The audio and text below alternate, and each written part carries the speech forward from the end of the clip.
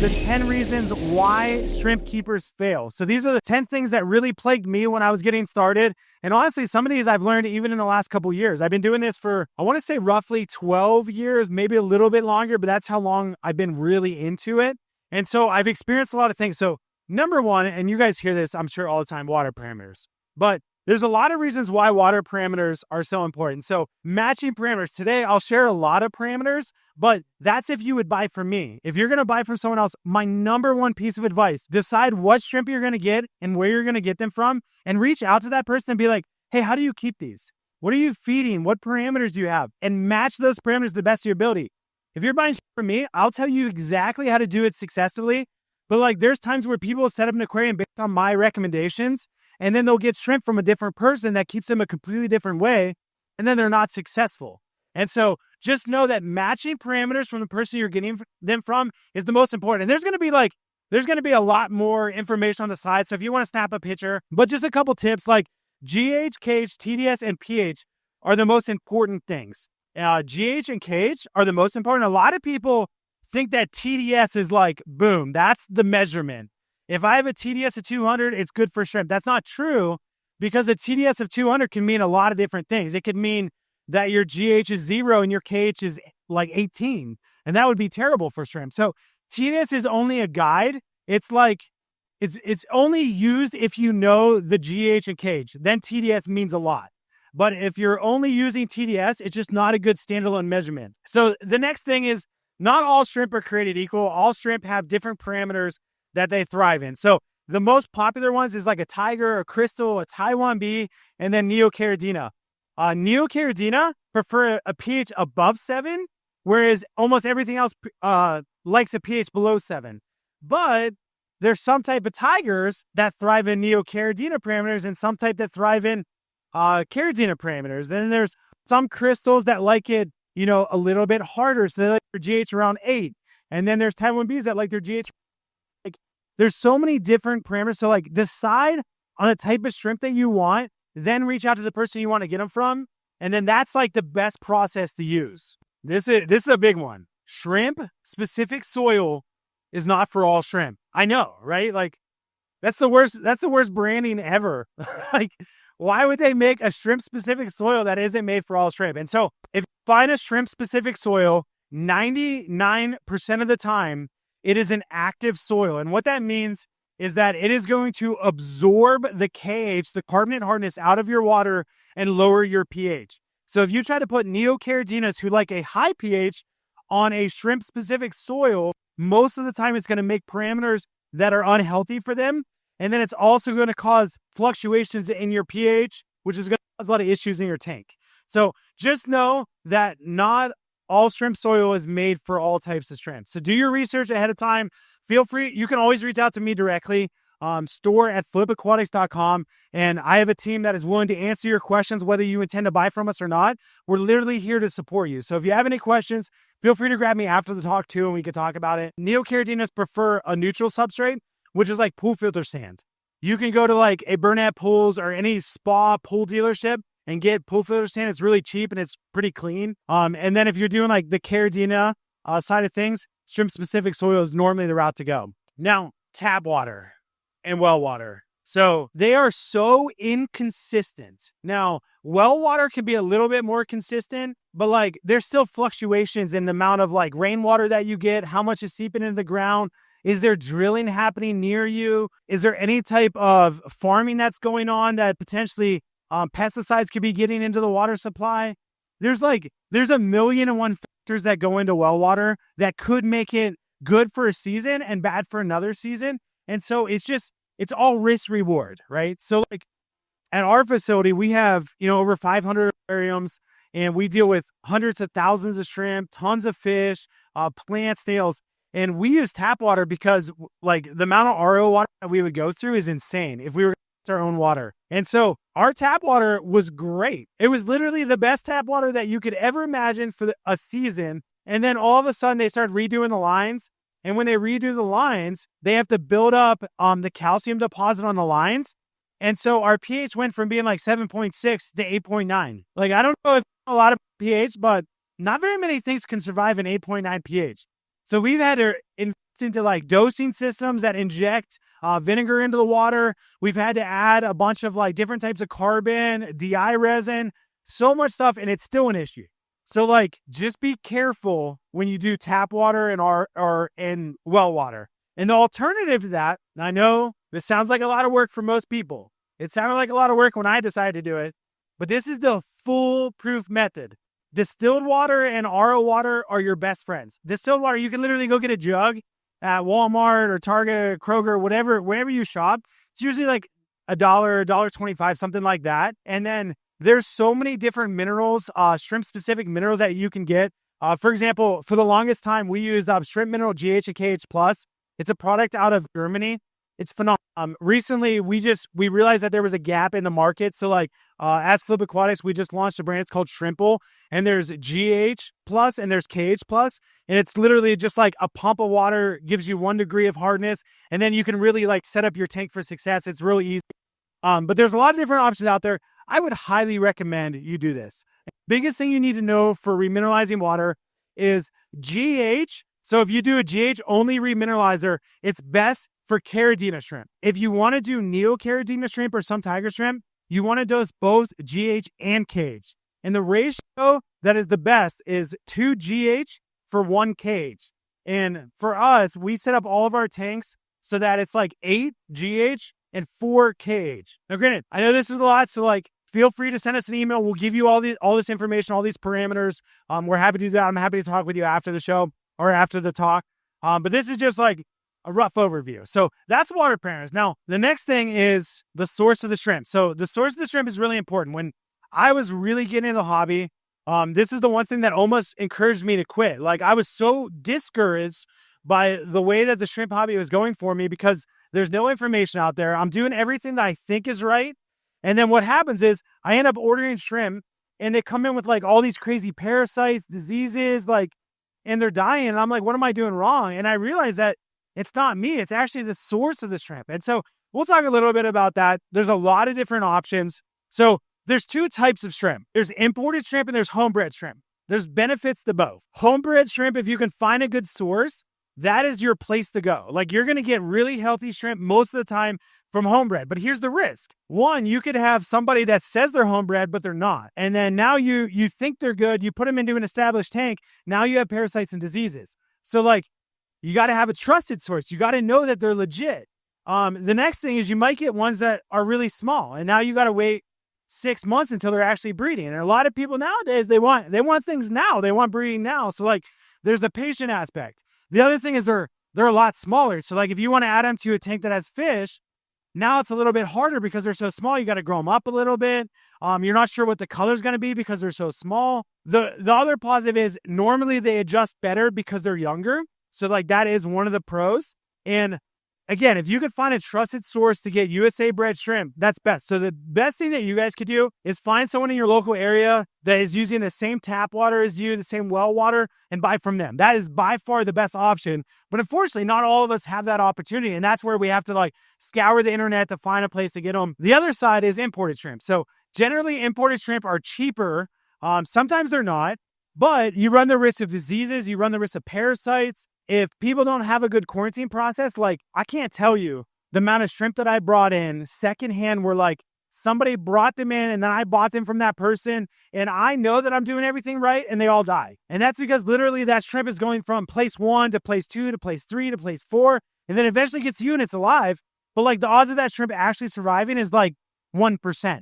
Because it's to the point of exhaustion. It hasn't eaten in 2 weeks. It's already molded twice when it should have never molded at all. And so there's so many issues that you could have. And so again, trusted source is the most important thing that you could ever have. Whether it's homebred, whether it's imported. This is where it comes down to like a 30-day quarantine. This is why a 30-day quarantine is so good for me. And I'm going to give you a little trick. If you're not buying from me, if you're buying from someone else and you know they're an imported, the best thing you could do is you could say like, hey, do you have these available? And if the answer is yes, then be like, oh, like, how long have you had them? Hopefully they shoot straight and tell you. But a lot of people will say like, oh, I might not have them, but I have an order coming in 2 weeks. And then the best question that you could ask them is, how soon can I get my shrimp after that? Like, you act excited. You're like, hey, I really want these shrimp. I want to get them as soon as possible. If they say, oh, we can ship them out that week, then you know you're not dealing with someone that really cares about the shrimp. Because the number one thing that shrimp need is stability after they've been bounced through the mail. So like us, we bring them in directly and they come from the farms. They go to our exporter. They ship to us. And then we actually get them in the tank like 4 days after they were bagged. They have ammonia in the bag. They're stressed out. There's 1,000 molts in each bag because the shrimp molted due to stress. And like in the first 48 hours, we lose like a decent amount. Like we might have out of 1,600 shrimp, we might lose 160 in the first 48 hours because of the stress level. So my goal is like trying to be responsible is one, I want to hold them for 30 days to make sure that they don't have parasites and diseases. That's one thing. But the main thing is shrimp molt every 30 days. So when a shrimp molts early, which happens in shipping, you want to make sure that shrimp is strong enough to molt again in 30 days. And so if it molts in 30 days, I'm confident that it's going to survive for you. If it doesn't make that transition 30 days later, then I know it was never going to be successful for anyone else. So that's kind of the story along the 30-day quarantine. So like during our 30-day quarantine, we treat them for bacteria as soon as they come in. We treat them for parasites. We have a good relationship with our exporter in Taiwan. He pre-treats them for parasites. And then right before we ship them, we treat them again for parasites just to make sure. And then we offer a 100% guarantee that if you get parasites, like we're paying to replace it, we're sending you medicine. And that's like, we want there to be no stress on you and all the stress be on us. And so that you can buy with confidence. So like, if somebody isn't doing a 30-day quarantine, I would like, me personally, I would never buy from them just because like I see such a value in it. This is another thing that's a misconception. Genetics of shrimp, the better the color, the more inbred they are, right? So like if you get like a really good color, that means somebody worked really hard to inbreed those shrimp to get that color out.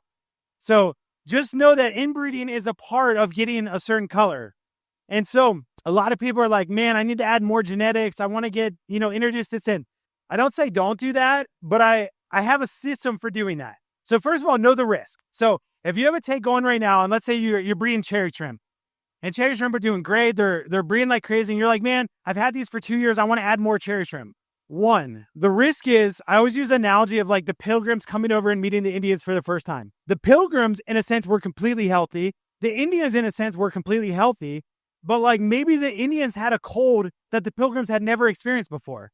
And then now all of a sudden, like they get a cough, but then the pilgrim dies. And it's the same thing. Like you might buy shrimp from me that are completely healthy and introduce them to your tank. And they might have some bacteria that they've lived with their whole lives and it doesn't affect them at all. But then your whole population of shrimp dies. And it's not because my shrimp were unhealthy or your shrimp were unhealthy. It's just because you introduced something that the other one wasn't ever introduced to. So it's always a risk. So here's what I recommend. And there's another risk too. Who here has heard of blue dream shrimp? Okay, they're beautiful. They're blue colors. Have you ever heard of them called blue diamond? Yeah. How about fantasy blue? So there's a bunch of different genetics that make a blue shrimp. They might be bred from chocolate shrimp. They might be bred from blue velvet shrimp. They might be mixed of a bunch of different shrimp. And then their patterns are very unstable. And so what you risk is when you're introducing shrimp is the genetics are completely different. And when you do that, now you're going to start getting brown shrimp. And you're going to get all these off crosses that are just ugly. And there's no way for you to ever go back on that. Like you can't just like pull ones out and fix that. It's going to take a lot of time to fix that mistake. So here's what I recommend. If you ever want to add more genetics in, set up a brand new tank, take 10 shrimp from your current population and get 10 new shrimp. Mix them together, make sure none die, let them breed. And if the babies come out just like all the adults, then you're good. And then you can condense down to one colony if you want to. But like that's one little thing that you can add in that could save you a lot of heartache. I've known a lot of people that have lost a lot of colonies because they just skipped a step. So that's my biggest piece of advice if you ever want to mix multiple sources. And that brings me up to the next thing. Is like acclimation is an area where a lot of people fail. So this is the best analogy that I can give. Let me say all of us, we're going to go on a trip together. We're going to jump on an airplane and we're going to go to the other side of the world and back and never stop. They'll give us all the water that we want, but we don't get food. It's a 3-day journey and there's no bathrooms. And we're stuck on an airplane. And I guarantee by day 3, we're all going to get back and we're all going to be sick. We're all going to feel disgusting. We probably haven't slept. We're stressed out. And like, that's just not good. Well, that's exactly what happens when you ship shrimp across the country. They're getting bounced around in bags, and like, especially like when we're importing them, we're getting like 200 shrimp in a bag with like a tiny amount of water, and that's how they do it. So now, granted, like if we're only shipping 5 shrimp in a bag, the amount of stress is a lot less, but still, like they're getting shaken up, they're getting thrown. Like even if you have live animal stickers on the side, like the postal service doesn't care. Like a package is a package. Like it just is what it is. So just understand that the best thing that you could do for a shrimp or a fish or any livestock is give it stability when it arrives to you. That is the best thing you could do. So understanding that shipping is stressful is number one. Now, the next thing that means so much this is mainly for shrimp. This isn't as much for like fish and other things, shrimp specifically. So the bag temperature, like if you just got shrimp and it's dead winter, they can come in at like 40 degrees and they're still going to be alive. But I guarantee they're going to be dead if you cut that bag open and dump them into 72 degrees because it's going to shock them so much that they're just going to die. Same thing. If you get them in their 90 degrees, they can technically still tolerate 90 degrees. But if you put them in a tank that's 70 degrees, that's 20 degree difference like that.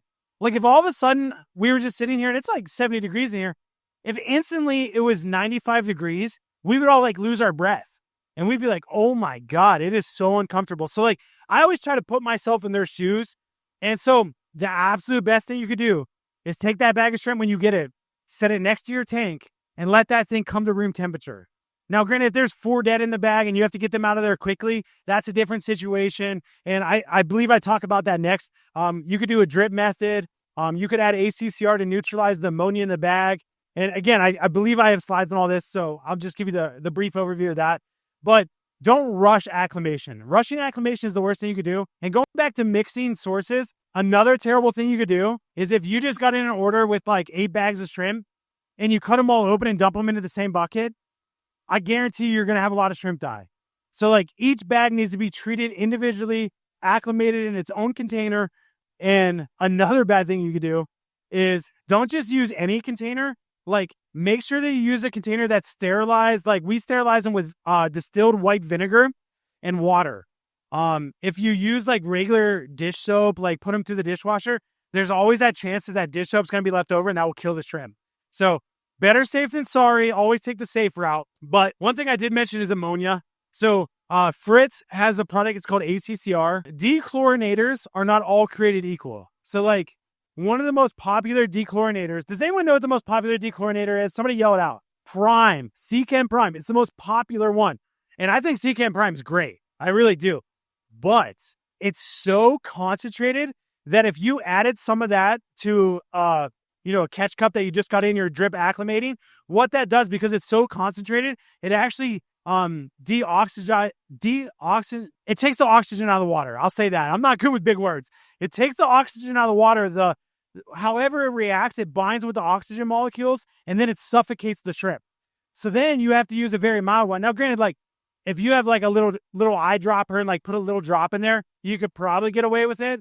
But like something like ACCR is more watered down. It's less concentrated. So like you could overdose this and it's not going to have an reverse effects on it. So just know that not all dechlorinators are created equal. So the ones that we use is Fritz, ACCR, and then Brightwell Shrimp Prep are the 2 that I recommend.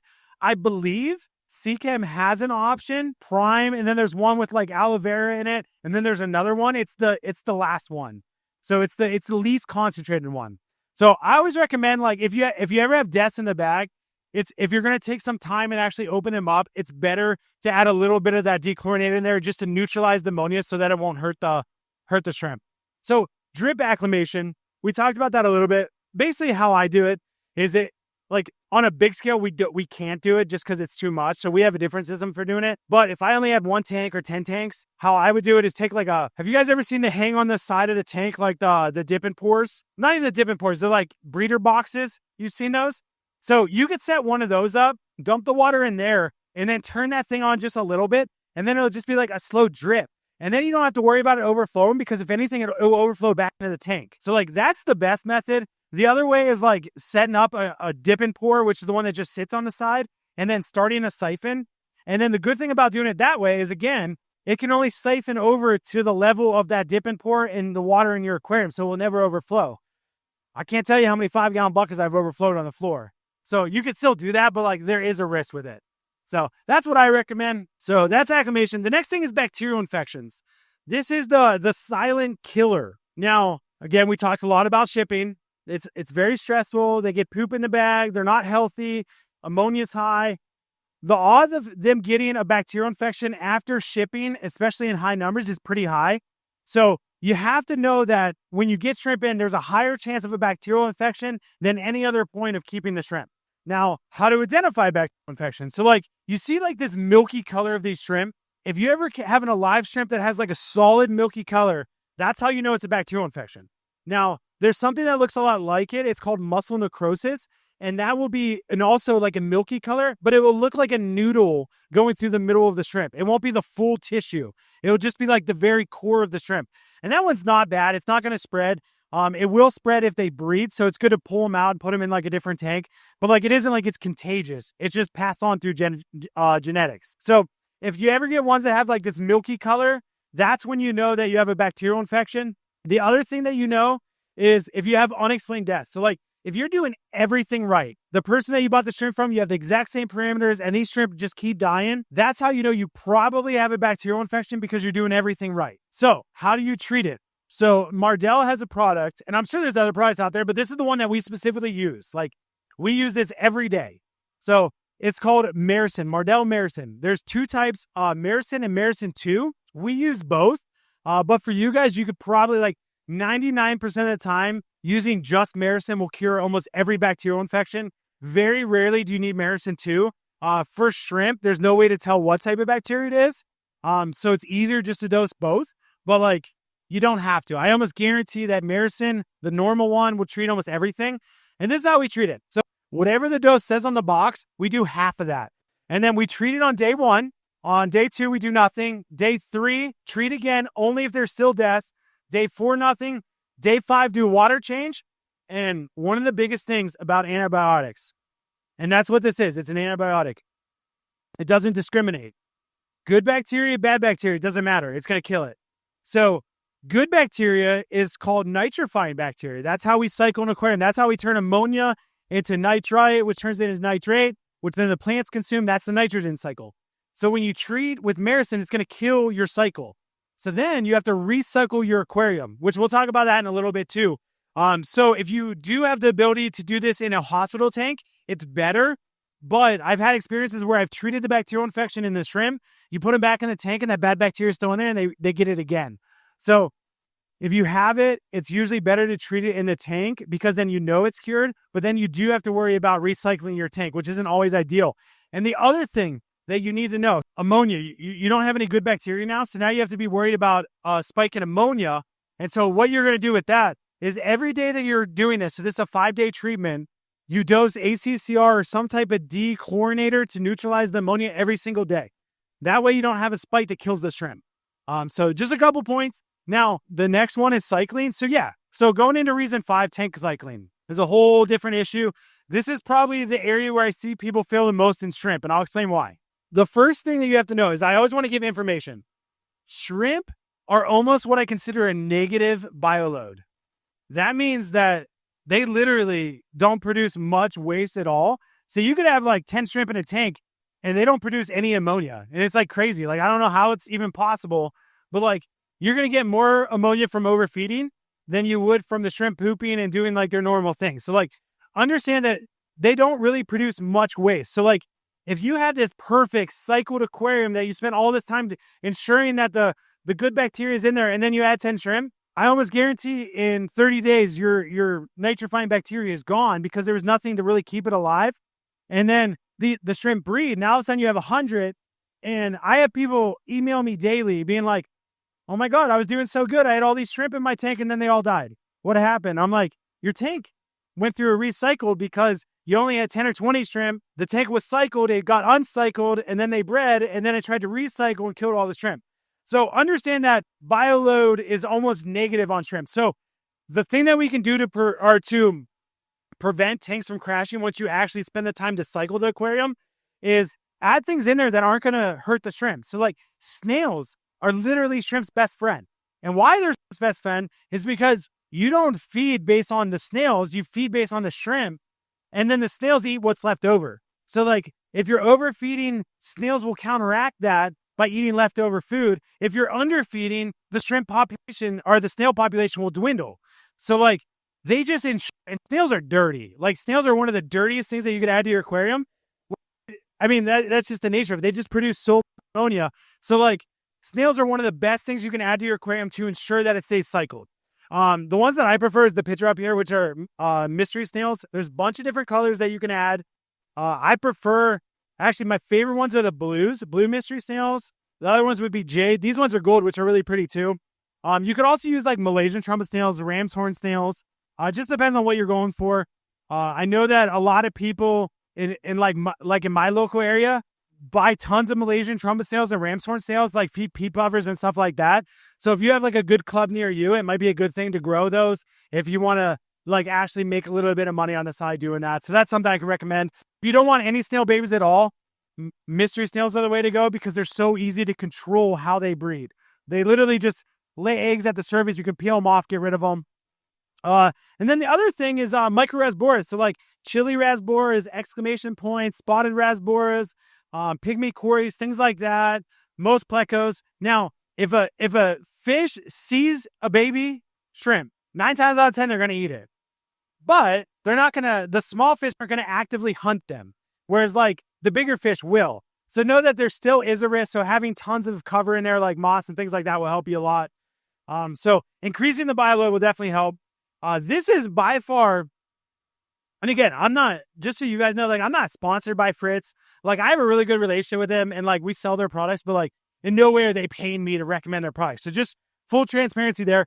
This is literally the best bacteria that you can get. So we talked about Maricin killing a cycle in a tank. This is how we like counteract that. And this is also, we get in, I want to say in a normal import, we'll get in like 30,000 shrimp at a time. There's no way we can have all these tanks cycled for them. So like we have to cycle them day one. And also we're treating them all with antibiotics the day we get them. So like we would kill the cycle anyway. So we have to recycle it no matter what. So we use a product, it's called TurboStart 700. It's specific for freshwater tanks. Now here's the thing. If you guys have a pH of less than 7, or you have water with no KH in it, which is carbonate hardness, this won't work. It won't work for you. So like you have to have a pH above 7 and you have to have KH in your water, which is basically saying that if you have neocaridina shrimp, this is the best thing that you could use to cycle your tank. If you have caridina shrimp, this won't work for you at all. But what there is, now this isn't going to work as good. This is Brightwell. Now I am sponsored by Brightwell, full transparency. I am sponsored, and that's because I love their soil. I recommend it all the time because we use it everywhere. And so I'm sponsored because I love their soil. This just happens to be one of the products that they sell. It's called Florinbacter 1. Now this is a less concentrated bacteria, and it's not going to cycle your tank like that. But, and you guys may know this, may not know this. I know that I didn't know this for the longest time. A pH of less than 7, ammonia is non-lethal. So like if you have a non-cycled tank and your ammonia is, or like let's say your pH is 6.5, ammonia is only toxic when it's super concentrated. So like if you have 1 part ammonia, like your shrimp aren't even going to notice it. But if you had an 8 pH, that 1 part ammonia is going to kill them instantly. Like the higher the pH gets, the more lethal the ammonia is. So just something to know. So like there's less stress in cycling a tank that is for caridina shrimp because the pH is less than 7. So what we do is we put shrimp in and we'll dose this every other day for like 2 weeks just to make sure that the cycle gets going. And then we kind of just let it take its course. And then at any point, if we have any like unexplained deaths, we'll test the ammonia, test the water parameters, just make sure everything's all right. And then we might dose it for 2 more weeks just to make sure. But there's a lot more wiggle room when you have a pH of less than 7. It gives you a lot more freedom. What is the best way to keep your pH low if your pH keeps going up? So the thing that raises pH is KH, so carbonate hardness. So that's why like testing KH is so important, because if you have a KH in your water, it's instantly going to shoot your pH up no matter what. And it's going to stabilize it. So like the way to bring it down is, 1, you need to get the KH out of your water. So that's how you can use like distilled water, RO water, remineralize it with like a GH only remineralizer. And don't remineralize in the tanks. I've done it before and it kills everything. So don't do it in the tank. Do it in a bucket and then add it to the tank. But yeah, Having no cage, how you accomplish that is by using distilled water, RO water, remineralizing it. And then that still doesn't guarantee that you're going to have a low pH, because like it still can kind of do what it wants. It's just more likely to be low. So that's where like the active substrates come in, like the Rio Oscuro by Brightwell, Fluval, Shrimp Stratum, Contra Soil, ADA. All those ones are called active substrates. And that's what's hold your pH at a certain level. So like it might hold it at 5 pH, it might hold it at 5.7, it might hold it at 6. As long as it's stable, it doesn't matter. And that's what the active substrate does. All right, so the next thing is feeding your shrimp. I'll make this as simple as possible. Less is always better than more. And to give you a situation, during Christmas time, it always gets crazy with shipping. Like if you guys are like, we all shop online for Christmas nowadays. We're like, will this get there before Christmas Day? That's all I want to know.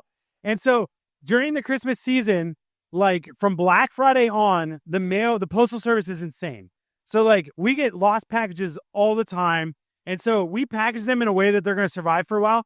So our longest success story is we had an Amano shrimp order that got lost in the mail for like, I want to say it was like close to 6 weeks. We sent 10 shrimp plus 2, so that's 12 shrimp. When we got them back, there were 7 shrimp, but they were all alive. So what they did is that like as one died, they ate it. And then they just kept living. And so like 7 shrimp survived off of 5 other shrimp for 6 weeks with no other care. So like in a sense, that shows how hardy shrimp can be. And it also shows you that like they really don't need much food. So like less is always better. I'd much rather you feed less than more. And this is where snails come into play. If you have snails in your tank, if you do feed too much, because, we've all given a pinch of food that's like, oh yeah, they'll eat it. And then we come back and there's like snow all over the bottom of the aquarium. Like we've all done that. So having snails will help clean up. But I always say if you do have snails in your shrimp tank, feed for the amount of shrimp that you have, not the amount of snails you have.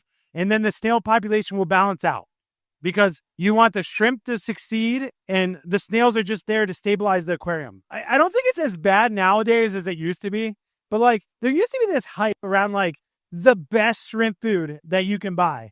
And like literally every 3 weeks, there's a new shrimp food that you need. At one point, I remember having like a cabinet of like 50 different shrimp foods. And I'm like, what am I going to do with all this? So like before we even look at like the type of foods that I recommend, just whatever you use, as long as it's a quality food, use that food. Just commit to it. There's no point in like switching around. Like if you have a complete fish food, 9 times out of 10, that's going to be complete. 99 times out of 10, that's going to be fine for your shrimp too.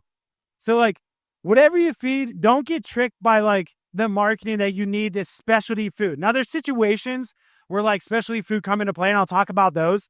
But like I'll show you what we feed. So there's 2 types of fish food that I really like, or shrimp food. Number 1 is Bacteria E. This is literally a product that I have fed for literally the whole time that I've been in the hobby. So like 12, 13 years. I've never wavered. I think it's an amazing food. It's basically biofilm. If you guys never heard of biofilm, let me give you a situation where you probably have seen biofilm. You add a piece of driftwood to your tank and it gets moldy. You ever seen that? So like that's biofilm. What it is it's sugar reacting to the water that grows a bacteria that's called biofilm.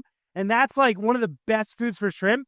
So Bacteria is literally like a dry form of biofilm. You put it in your tank, it gets all over your tank. It decreases aggression because like the shrimp can literally eat where they're at. The babies can find it right away. Don't overfeed it, because if you overfeed it, it can react with the oxygen in the water and suffocate shrimp. So like if you like straight on like do like a tablespoon into your tank, you're going to have some issues. But like literally start with like the tiniest amount and then work your way up to whatever the shrimp can eat. That's my favorite one. And then snowflake food. Like so many companies sell snowflake food. There's no one that's better than the other. It's all the same stuff. I think my favorite is like Glass Garden, which is the same company that makes the Bacteria E. They have like ones that have spinach mixed in and kale. And so like it's just extra nutrition. And basically what that is it's like a soybean, and it flakes apart in your water and it won't pollute your water. So that is something that if you're going on vacation, you throw a couple pieces in there and they're good for a week or 2 weeks. And so that's a really good food that won't pollute your aquarium. But for us, we work a lot with Northfin, and so we feed Northfin to all of our nano fish. And so we're just like, man, we just want to keep this simple. So we started feeding Northfin to all of our Neocaridina as well. And we actually feed it now mostly to our Caridina as well. And so basically what we do is we use 4 different types. It's Northfin Veggie, Kelp, Community, and Bug Pro. And then what we do is we have like a coffee grinder, and we'll throw like tons of it in there in different ratios and grind it up and get a powder. And then we just feed that. That way the babies can have access to it. They don't have to fight over it. But like, I mean, whatever is easiest for you, that's easiest for us because we feed literally 500 tanks in a day. So it's just easier to like dump instead of being like, oh, this tank gets 4 pellets, this one gets 8. Like it's easier for us. But for you guys, like you can just, sprinkle a little bit of pellets in here. I know that Northfin is actually here at the show, so you could go talk to them and get some more information if you're curious. Another product, so like for Caridina, they tend to be the more sensitive ones. So we tend to spend a little bit more money on them and focus in on their genetics and their breeding. So there's 3 types of food that I'd recommend. Now, Shrimp King is what we used to feed. Shrimp King has had a lot of like struggles in the US, and like their prices are just outrageous. And so like, I think they're like $20 for a little pack, and it just keeps going up. And so like, we just decided not to sell it just because like, I felt like they were being a little greedy. And so like, there was some other stuff in there. So like, that's why we don't sell it anymore. But like, it is a great food. It's just extremely expensive. There's a company here at this show. They're called Shrimp Envy. They're just a local hobbyist company. I believe they're in North Carolina. They're over by the shrimp contest. You guys can go talk to them. They have some great food, but there's 3 types of food that I would recommend. One is a complete food. A complete food is good for 99% of all shrimp keepers, and that's the only thing you need. But there's situations where you could use other types of food. There's a mineral food. A mineral food is good if you're ever having molting issues. So like if you have shrimp that are dying because of molting, or they're molting and like the molt's still stuck on their head or their tail, that's considered a failed molt. And then they might die, they may not die. So that means that you're deficient in some type of mineral. And that's where I would encourage you to get a mineral specific food. So Shrimp King Mineral, Shrimp Envy, I think it's called Shrimp Envy Mineral Food or something like that. And then the last thing would be a protein-rich food. Now, the only time that I would use a protein-rich food is when you have shrimp that are breeding like crazy. If you ever find a dead, buried female, that's when you know that you have a protein issue. So what it is females will actually breed themselves to death. They'll prioritize the future of their line over their own health. So like they'll use all their energy to produce eggs, and then they'll just do it to the point of exhaustion, they die. So that's the only time that I would use a protein food. So those are the 3 types of food that I would highly recommend. Natural food sources are great because, yeah, we are on 6, so I gotta cook. Natural food sources, that's the biofilm. You could use like alder cones, Indian almond leaves, all those things break down in the water, and the microorganisms that grow on those, that's what shrimp will consume. So those are really good things. But always be cautious with who you're getting botanicals from. Like, I would be nervous just buying botanicals off of eBay. You never know. They might just be collecting it out of their backyard, and who knows if they sprayed for mosquitoes in the air. Like I know in like some states, they literally take planes and spray for mosquitoes. And so like, you just never know. Like, so always go to trusted sources, people that you know you can rely on. Next thing is decor. Decor is the silent killer of shrimp. And I'll tell you why.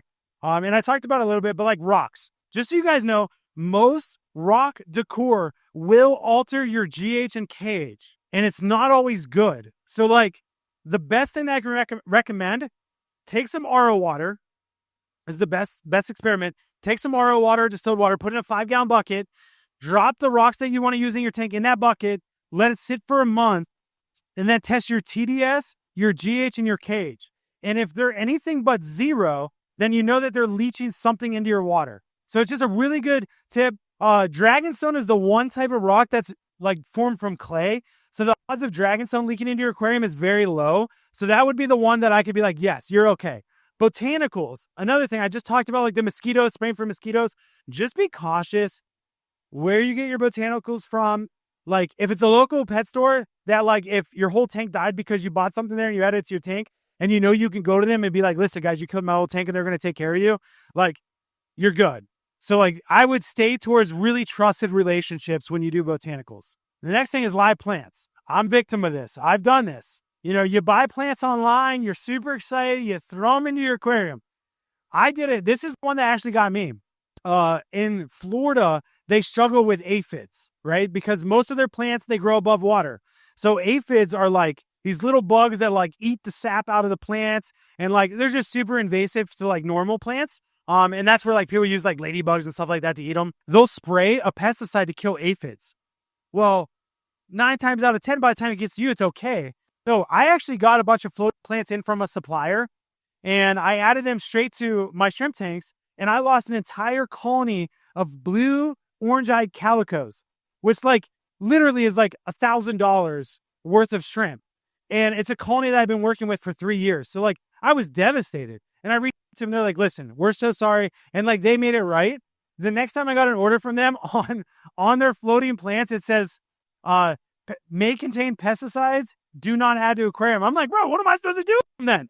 So then we have to like rinse them off and do stuff like that and quarantine them. And so like anybody that's like burning and turning plants, you got to be cautious just because you never know what's going to happen. So if you get people that actually sell plants that are grown below water, that's how you know you're good to go. But if there's just like these little pop-up places that sell plants and like get them now, just be cautious because it could kill your plants. You can also rinse your plants ahead of time. Usually just rinsing them real good in water will get off 99% of most pesticides. If you rinse them and quarantine them for like a week and then rinse them again, you're going to be good too. So like, just be careful. Stable parameters, also super important. Just avoid sun changes. We talked about the temperature thing. Like it's 70 degrees in here now, maybe 68. If all of a sudden it was 95 degrees, we'd all be miserable. Like if it just transitioned like that.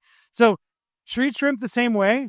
The more you can treat all your animals that way, just consistency to the best of your ability is the best thing that you could do. No sun changes. Like who's done this before? You're doing a water change and you do the finger test. You're like, yep, that's the water in my tank. Yeah, it feels the same. We've all done that. But like the best thing you could do is like have a thermometer. Like they sell like the meat thermometers that are like literally $10 on Amazon. You can stick that in your water and it'll say 80 degrees. And then down here, 78 degrees. As long as they're close, you're okay. But like you don't want to be shocking the shrimp or anything. And then water changes. The slower you can do a water change, the better it will be. My favorite method for doing a water change is get like a 5-gallon bucket, do as much water you want in there, know the amount that you drained out, put that amount into the 5-gallon bucket, and literally just do airline tubing and just siphon it into your aquarium. Like that is the easiest thing. You can use like a air diffuser for an airline kit. Use that in the bucket to hold the airline in place, and then just start an easy siphon, start draining your tank, and it's going to do a water change over an hour. And then you really don't have to worry about the temperature or changing parameters. So like slow is always better when it comes to water change. And then this is another thing, like my wife, God love her. Hopefully she's not listening. You guys don't tell her I said this, but she's the type of person that like, if she has a death in the aquarium, she's like, oh my God, let me test everything. Let me try this pH down, pH up. Let me try this remineralizer. But anyway, death happens. Like they're live animals. They will die. Just know that. Don't stress out. If you're doing everything right, don't be worried if shrimp die, especially in the first 30 days. It does happen. Anytime you add new items to your aquarium, you risk something going wrong. So like add in things the least amount as possible. We all love getting a new piece of driftwood, throwing it in there, but what we don't know is like what's on that driftwood. Like depending on where they collect the driftwood, it could be collected off a beach that now has salt in it. That's going to shoot your pH up instead of down. If it's a huge piece of driftwood, you have a small tank, it could crash your pH if you have no cage in the water. So there's a lot of things that could go wrong. So like stability is the best thing you could do, and adding things the least amount possible. Next thing would be temperature, proper temperature. So the only thing I'll say here is just like shrimp prefer cooler water. So like everyone thinks tropical, like 68 to 72 is the best. If you guys are in the part of the United States that has basements, they are the best basement pet. And real quick, heaters. I highly discourage heaters unless you absolutely need them. Like if your tank is on a back porch that doesn't get heated in the winter, and like the tank would literally freeze if you didn't have a heater, then I recommend a heater. But heaters this is what heaters do. They heat up, and then they cool down, and then they heat up, and then they cool down. And that causes instability, which causes early molding, which causes death. So avoid heaters at all costs. Water changes, we already talked about that. Just be as consistent as possible. And then the next thing, this is actually my fun. I love this reason. So tank size. Larger is better. And literally, my wife gets mad at me every time I do this. And so does my team. But we think it's hilarious. So if I'm up here right now, and let's say like, I'm lactose intolerant. Somebody slipped some 2% milk into my coffee this morning. And like my tummy's rumbling. And like literally like, if I'm up here and like one slips, you guys would never know, right? Like I'm safe. But if we literally all just go to the elevator right now, we're all in there and like same thing happens, you guys would be like, Rob, you freaking jerk. Why would you do that to us? Like it's a way different story. And why I say that, like it's so silly, but it's so applicable to what we're talking about is if you have a small tank and you make a mistake, it has huge impacts. If you have a huge tank, like if you have a 300-gallon tank and you make a mistake, like the shrimp might not even notice it because you have such a big tank. So there's so much room for error in larger tanks. So bigger is better. The larger the tank you can have, the better off you're going to be. And then evaporation, just so you guys know, if your tank evaporates, add distilled water because the minerals do not evaporate. Big thing to know. Minerals do not evaporate. Top off with distilled water or use things like floating plants. We talked about that earlier. Floating plants reduce evaporation. It will make your life a lot easier. And that's it.